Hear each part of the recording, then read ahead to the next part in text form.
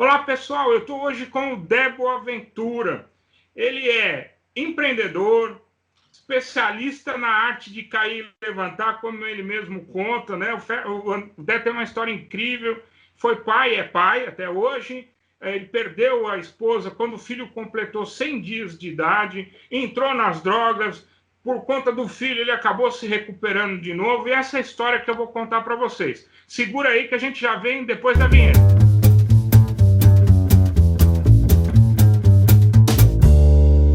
Telefone, a Alicia, eu atendo, ela está com uma voz um pouco embargada, preocupada, que foi, Alicia, e ela, né, eu tô grávida. E aí eu lembro que, assim, né, eu fiquei sem reação e a planilha do jeito que estava, ela ficou durante toda aquela tarde, eu assim, meu Deus do céu, né, tipo, eu virei pai. Vocês E tinham casado, não? não, ainda não. A gente tinha se conhecido há pouco tempo, né? A gente estava vivendo uma paixão muito avassaladora, mas assim, né? A gente estava longe de estar com um planejamento de se casar ou de ter filho, né? E aí a gente então decide encarar aquilo, pô, tá grávida, é vida, é filho, é alegria. Vamos morar junto e vamos, né, começar essa história dessa forma, e assim foi. E aí a gente, então, foi morar junto, começamos a viver todo esse período, né, da gravidez, e eu sempre fui muito parceiro da Alicia, participando de todas as consultas. No dia 12 de junho de 2013, o que eu acho que, assim, é uma data simbólica, assim, muito maravilhosa, que é o Dia dos Namorados, o Dia do Amor, né? O Manuel, então, vem ao mundo, né, logo pela manhã, e aí, então, nasce, né, o Manuel e me vem aquele sentimento de gratidão porque eu tinha chegado ali no topo, porque eu realizei um sonho de ser pai, o meu filho nasceu com saúde, nasceu bem, eu estava apaixonado pela mãe, a gente conseguiu passar por um processo, né, super delicado, que é o da gravidez, né? As mulheres sofrem muito com esse processo, né? E a gente fortaleceu o nosso vínculo ali, a gente, né, se apaixonou ainda mais um pelo outro durante esse processo. Estava num cargo, né, e num projeto super desafiador, realizado também profissionalmente. Meu trabalho agora é trabalhar ainda mais, conseguir promoções, ter melhores participações no lucros e resultados no final do ano, porque eu tenho que proporcionar para eles tudo do bom e do melhor.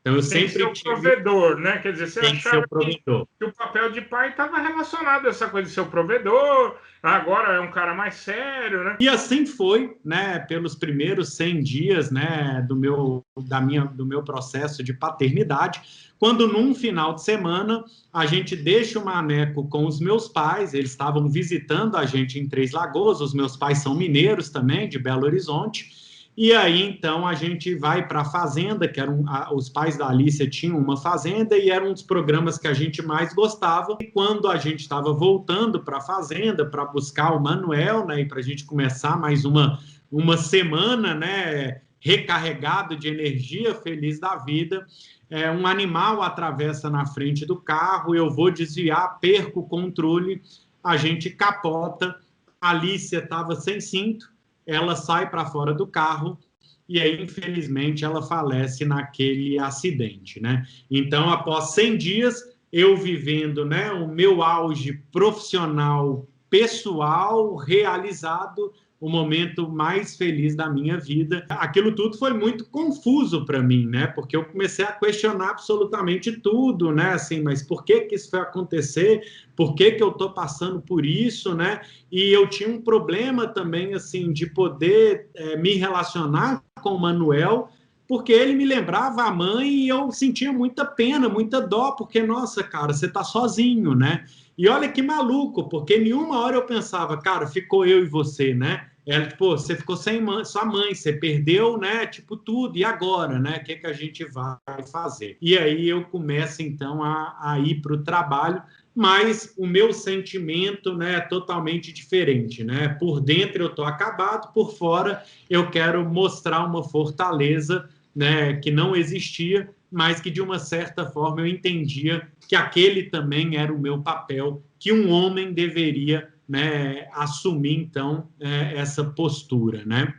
E seus pais assumiram, né? O cuidado do Manuel, eles se mudaram para a mesma cidade que você.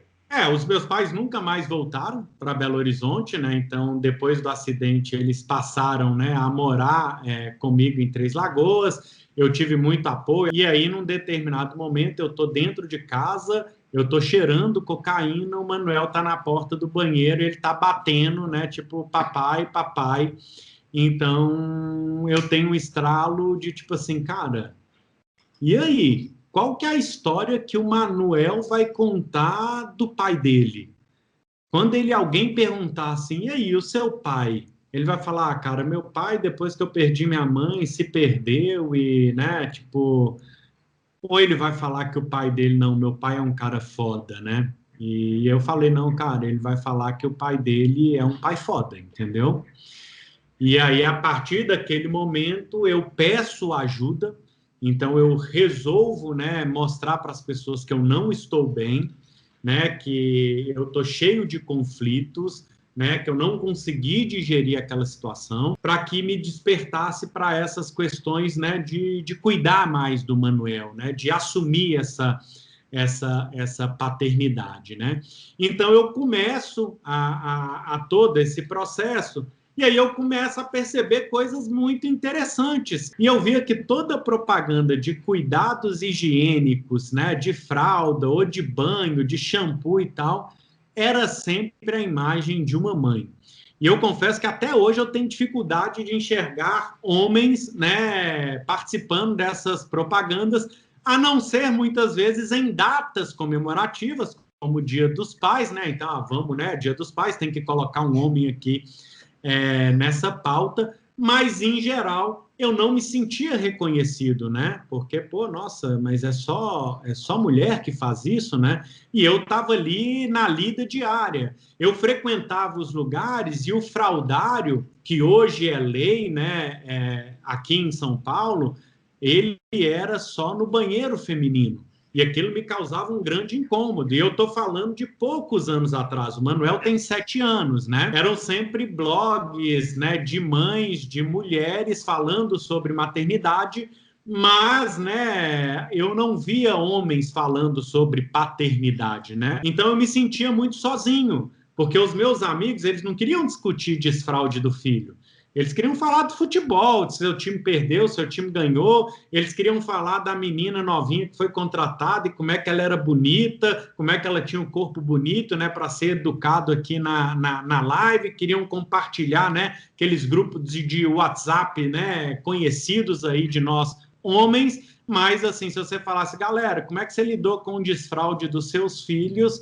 Era o famoso cri, cri, Ninguém sabe. Ninguém sabe, ninguém se pronunciava. Peraí, né? vou ligar para minha mulher aqui para me contar como é que foi. Né? Exatamente. E aí, quando eu vivi algumas outras situações, eu lembro, por exemplo, num voo, eu e o Manuel, a gente estava vindo para o Rio para visitar a Cris. E aí o Manel, bem na aterrissagem ali, chegando no finalzinho do voo, eu fazendo um trabalho perfeito, super orgulhoso, né? Nossa, ele veio numa boa e tal, vou dar aquela mamadeira, porque dizem, né, que é bom para na hora de aterrissar e tal. Ele acabou vomitando, né? E aí foi aquela confusão. E eu lembro da reação das pessoas ao meu redor ali, das cadeiras, né, e tal, perguntando onde estava a mãe dele, né? A criança não tem mãe, não. Ele tá com o pai, né? E recentemente, né, eu vi algo que foi muito inusitado, porque a Isis Valverde, ela resolveu ir para Paris, aceitou um convite para um desfile da Dior ou da Chanel, né, que é algo super glamuroso para ela, que é modelo, né, que é atriz. E a matéria do Globo foi: Isis Valverde deixa o filho com o marido para ir a desfile em Paris. Então, assim, pô, a matéria não teve nem o cuidado de chamar o pai de pai. Ele ali era o marido, e é como se fosse, nossa, quem é essa mãe que abandona o filho com o pai para deixar para ir para um desfile em Paris, né? Ou se Então, não assim, foi um o absurdo um abandono, negócio desse. se não foi o abandono, o pai fica lá com o filho uma semana que fosse e virou notícia, né? Quando você entra na faculdade de jornalismo, eu sou jornalismo, a gente aprende nas primeiras aulas lá que o cachorro mordeu o homem não é notícia, mas o homem mordeu o cachorro é notícia, né? Quer dizer, ainda hoje, a gente está em 2020, ainda hoje o homem cuidar do filho ainda é notícia.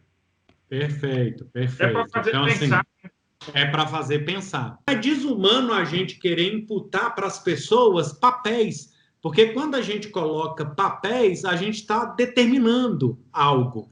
E a Está gente é ser desumanizando. humano, está desumanizando. E o ser humano é um ser de infinitas possibilidades e a gente precisa, então, ter esse olhar aberto. E aí eu comecei a perceber que a paternidade, ela me aproximava mais do André como esse ser humano. E como eu queria que as pessoas me enxergassem de uma maneira mais ampla, e como eu ampliei também toda essa minha visão. Então eu falo muito, a paternidade, né, foi um gatilho de transformação para mim, e ela trouxe para mim esse conceito de poder ampliar o olhar e enxergar todos nós como seres humanos. E aí o seu papel é definido da forma como você escreve ele. Entende? E isso é algo que nos empodera demais. Então eu percebi que, infelizmente, o homem realmente, né, no papel de pai, ele tinha isso muito delimitado e muito claro. E aí eu trago isso para o corporativo, porque um dos grandes responsáveis por eu ter escolhido um caminho de voltar a empreender. Obviamente, isso está dentro do meu lifestyle, de querer ter um pouco mais de liberdade, de curtir mais tempo com o Manuel, mas foi também o fato de eu não conseguir conciliar, porque o corporativo não te dá essa oportunidade de você ser um executivo e um pai. Porque se você chega atrasado porque você deixou seu filho na escola, se você tem que sair mais cedo porque você vai buscar o seu filho, ou que você vai participar de uma reunião escolar, infelizmente você passa a ser visto com outro olhar. Isso só acontece porque não é papel do homem compartilhar as tarefas de cuidar de filho e cuidar de casa, né? Se E você veja tivesse só, isso mais igual, todo mundo teria condições de competir, inclusive dentro do mundo corporativo, em condições de igualdade, né? porque não é um limitante só para o homem, é um limitante também para a mulher. Então, se nós homens somos reconhecidos também nesse papel, a gente passa a dividir com o nosso companheiro, com as nossas companheiras, porque a gente tem essa possibilidade. A gente pode ser humano, a empresa entende a gente dessa forma, né? Então esse cara é pai, então esse cara ele vai passar por um processo diferente do que talvez de que um cara aqui que esteja solteiro, né? Ou de alguém que tem um filho numa idade maior, mas nesse momento a gente precisa acolher ele como pai, porque ele vai passar por perrengue, né? Se a gente tivesse esse acolhimento, se as mulheres tivessem esse acolhimento, a gente conseguiria dividir essas tarefas. Então, muitas vezes, a gente tem que impor ao homem ou à mulher esse papel, porque não há condição de você conciliar. Porque se você é homem, você vai ser visto de uma forma diferente. Então, assim, para executivo, esse cara, ele não me serve, porque ele, né, ele quer ser Não pai. pode se envolver no trabalho 100%. Ele não pode se envolver no trabalho, né? E a mulher, a gente já sabe que as estatísticas, infelizmente, elas punem, né, as mulheres que são mães. E aí as empresas perdem a oportunidade. Eu acho que tem uma coisa que é legal, que eu estou sentindo nesse momento que a gente está vivendo aqui, que ainda é um momento de pandemia. Obviamente, tem gente trabalhando ainda remotamente de casa, tem gente que está voltando devagar para o escritório, tem gente que não pôde parar, mas enfim. Eu estou participando de algumas conversas no mundo corporativo, onde, pelo menos, as pessoas começaram a entender que os filhos fazem parte da vida da gente e os filhos passaram a fazer parte da vida dos pais lá dentro de casa, do home office, e a vida desse cara entrou para dentro do trabalho também, né? Então, não é raro hoje você ver o cara tá numa reunião e tá com o filho no colo, o outro tá dando uma madeira. O que é muito legal, que faz cair por terra um pouco esse viés que você está falando. Ah, o cara é pai, mas não pode se dedicar. Como não pode se dedicar? Né? Faz parte da vida da gente, pode sim. E eu acho que vai causar uma transformação lá para frente. Duas coisas, né? Primeiro, quando tiver uma volta mais maciça ao escritório, dos líderes, principalmente quem está na liderança, parar com essa coisa, quem tem filho não pode, é um limitante, muito pelo contrário, começar a enxergar que, de repente, essa pessoa pode até desenvolver características diferentes que podem contribuir para a própria performance dele como profissional, né? E outra coisa que a gente vê, e eu acho que essa discussão começou a aumentar um pouco mais dentro das empresas, da licença paternidade estendida, né, que é outro pepino, porque tem empresas que estão adotando a licença estendida, algumas, o padrão de estendida é 20 dias, mas algumas estão aumentando para 2 meses, outras 4, tem empresas até de 6 meses, estão oferecendo 6 meses, e qual que é a grande dificuldade?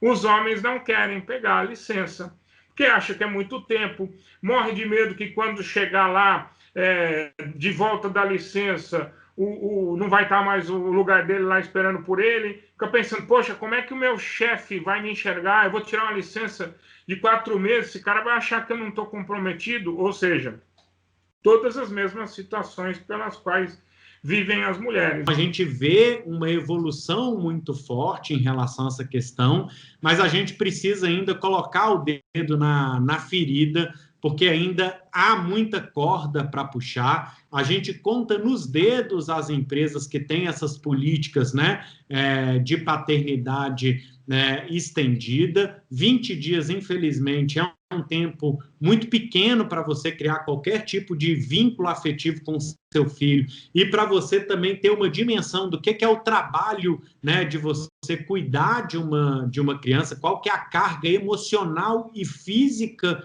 que você tem através dessa missão, né, dessa jornada que é ser mãe ou que é ser pai. Eu acho que a gente, a partir do momento que começar a levar mais essa conversa para a mesa de bar, para a quadra de futebol, para todos os ambientes onde a gente estiver andando, na hora que a gente perder a vergonha de assumir os nossos bons exemplos, e perder a vergonha de discutir quais mudanças que a gente pode fazer, de discutir qual que é o papel.